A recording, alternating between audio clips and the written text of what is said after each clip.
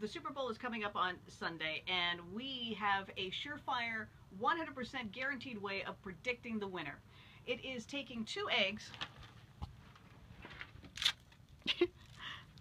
writing the word Pats on one, Hawks on the other, taking the tape off I put on, putting them in a microwave, putting the timer on, and whichever one explodes first loses the Super Bowl. Pats, Hawks, in the microwave. Stay, stop rolling. Start.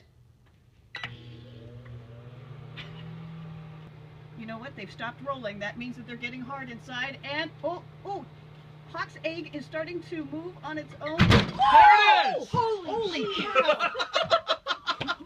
Oh my God. They both exploded. It really did blow the door open. It really blew the door open. Oh my God. We might be in trouble. Oh my God. I didn't do it. I can't describe to you right now how bad the studio smells.